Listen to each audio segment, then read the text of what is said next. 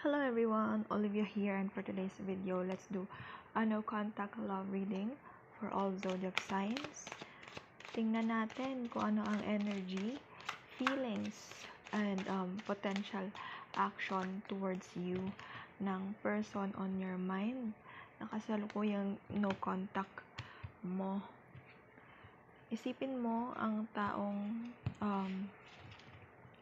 iyan ngayon while watching this video. Tingnan natin kung ano ang messages niya for you.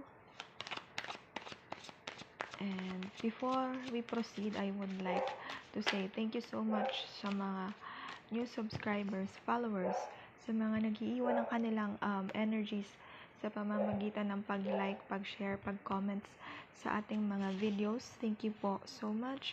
Sobra ko kayong na-appreciate sa mga ginagawa ninyo. Thank you so much.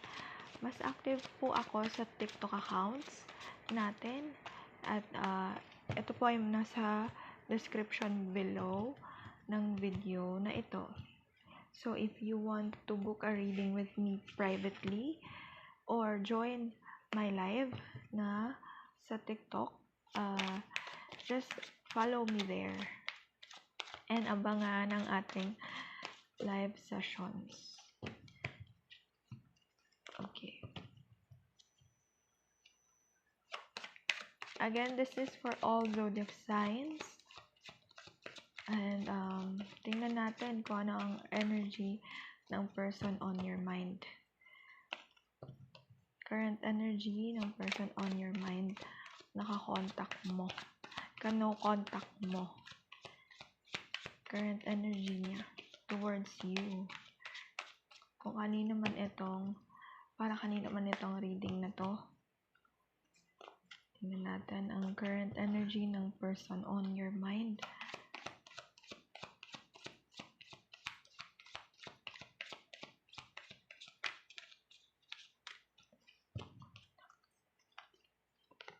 We got 9 of Swords. Okay. 9 of Swords. Balisa ay hindi makatulog. Naghahanap ng distractions. May gusto siyang aminin sa'yo. Death card. 5 of Pentacles. Medyo matagal nang tapos yung pagkakaroon ninyo ng connection or ng contact. Ang tagal nang no contact kayo ng person on your mind. Pero, iniisip ka pa rin nito. Kahit na matagal na kayong tapos or matagal na yung since nagsimula kayo ng no contact ng person on your mind, iniisip ka pa rin niya. Temperance. The Fool. 10 of Pentacles.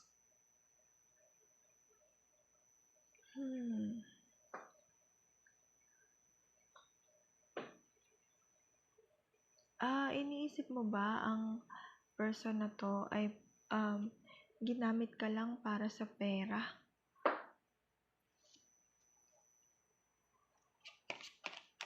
For some of you, meron kayong kasunduan na parang bubuo na kayo ng family or pamilya, or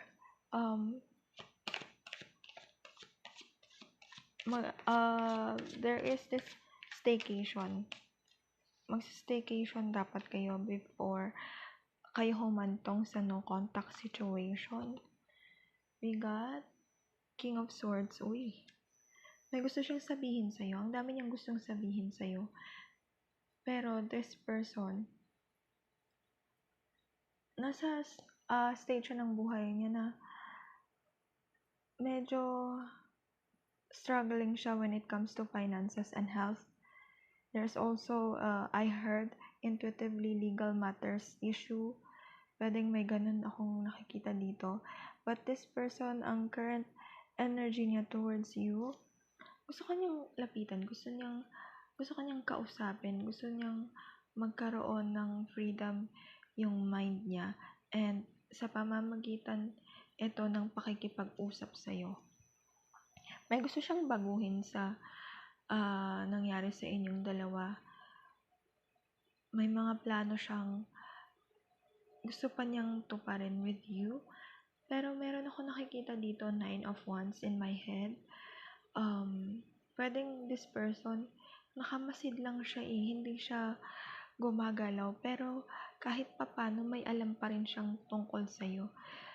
For some of you, may nararamdaman kang may nanonood sa'yo sa social media, kung ikaw ay active sa social media mo, may mga hindi maipailiwanag na accounts kang nakikita, na paulit-ulit silang nag-a-appear sa mga stories mo, sa mga post mo. And ang feelings niya sa'yo, feelings ng person on your mind, feelings ng person on your mind towards you.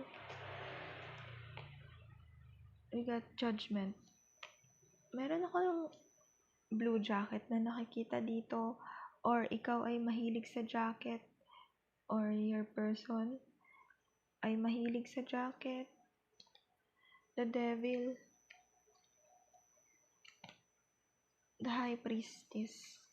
Nararamdaman mo ang energy niya. Ace of Swords. The Strength. The Wheel of Fortune. Okay.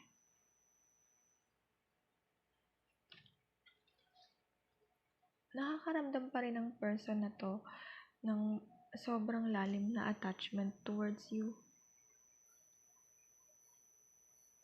Andito pa rin yung attachment ng person na to sa connection ninyo. Meron pa rin siyang mga agam-agam patungkol sa connection ninyo, at naiisip ka pa rin niya.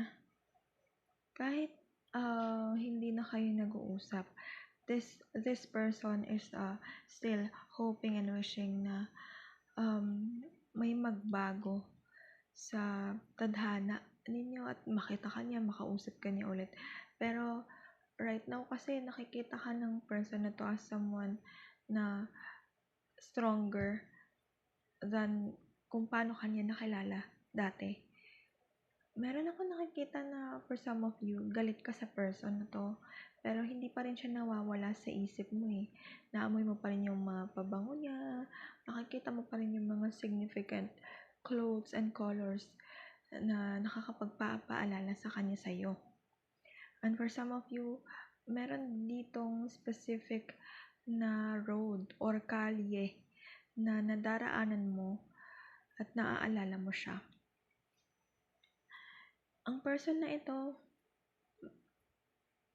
mas nakakaramdam siya ng peace and alam mo yung tahimik to the point na parang boring na nung nag-uusap pa kayo, nagkikita, magkakasama pa kayo. And at some point, hindi familiar doon ang person na to, kaya nung naramdaman niya yon, akala niya hindi para sa kanya, pero nagbago yun nagbago yung pananaw niya patungkol doon nung nagkaroon kayo ng nasa no contact situation kayo. Gustong take risk ng person na to at lumapit or mag-message sa'yo, pero right now sa estado ng kanyang kaperahan, sa estado ng kanyang looks, or sa kanyang health, nagkakaroon siya ng hesitation dito. I don't know if some of you are suki kayo sa mga tarot reading na private readings, or this person is also trying to know or to gather informations sa'yo through tarot readings. And for some of you, you are a tarot reader while watching this one. Pero ang lakas ng hatak ng energy ng person mo towards you, to the point na madalas napapanaginipan mo siya.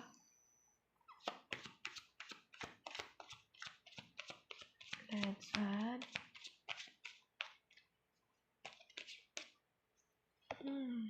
Four of Pentacles. Andito pa rin yung hatak ng person na to sa'yo. May feelings pa rin siya sa'yo. Andun pa rin yung possessive pa rin ang person na to sa'yo. Kahit na hindi kayo nag-uusap, hindi na kayo nagkikita, o iniiwasan mo siya. Ang person on your mind right now, nakakaramdam pa rin siya na parang kayo pa rin. Parang pakiramdam niya at any moment, kahit na, ayun nga, hindi na kayo masyado nag-uusap, may karapatan pa rin siya sa'yo. Kasi, yung energy bond ninyo is sobrang lakas to the point na the more ninyo nile-let go ang isa't isa, mas hinihila kayo pabalik sa isa't isa. Possessive pa rin siya sa'yo kahit na hindi na kayo. And ang potential action ng person na to, kahit no contact na kayo,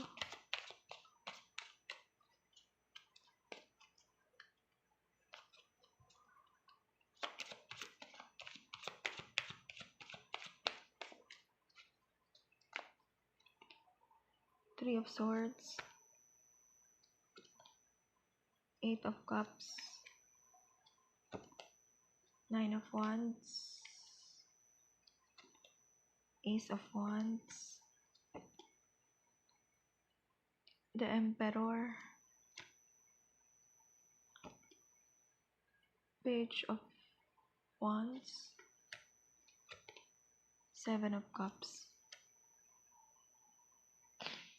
Okay. Ang person mo ngayon, kahit no contact kayo, hindi pa rin siya okay. For some of you, third party ang dahilan kung bakit nagkaroon kayo ng no contact ng person na to. It's either you or on your person's end. Isa sa inyo na pilitang tapusin yung relasyon kasi nagkaroon na ng bagong person. Ang isa sa inyo, napilitang i-end ang relationship or kung ano mang meron kayo kasi may nakilalang bago, may dumating na bago, and na-distract yung isa sa inyo. It's either you or your person. Pero the person on your mind still thinks about you. Tuwing naiisip ka niya or nakikita niya yung mga post, naririnig niya yung pangalan mo, naiisip niya kung kumusta ka na. And nakikita ko dito that this person, lalo na pag nakainom siya, madalas kanyang kinikwento sa mga taong komportable siya. Pero kahit na merong energy dito na gusto niyang bumalik at makipag-usap sa iyo, medyo nangingibabaw sa kanya yung hiya at pagiging ma-pride para gawin yun, kesa gawin yun. And sa ngayon, ang nakikita kong potential actions niya, maaaring makaramdam ka pa rin ng pull. Pwedeng makakita ka pa rin ng mga accounts na significant sa kanya or may connect sa kanya through that, or i-stalk kanya. Pero hindi ko nakikita that this person will immediately or agad-agad siyang lulusob papunta sa'yo, lulusob talaga. There's this also a potential messages coming from this person na short lang. Hindi niya iti-trigger ikaw. Pero alam mo yung dahan-dahan, pero ipapaalala niya sa'yo ulit na andyan pa rin siya. And this is your reading. If naka-resonate ka man sa reading na ito, don't forget to like, comment, and subscribe. And see you on your next video.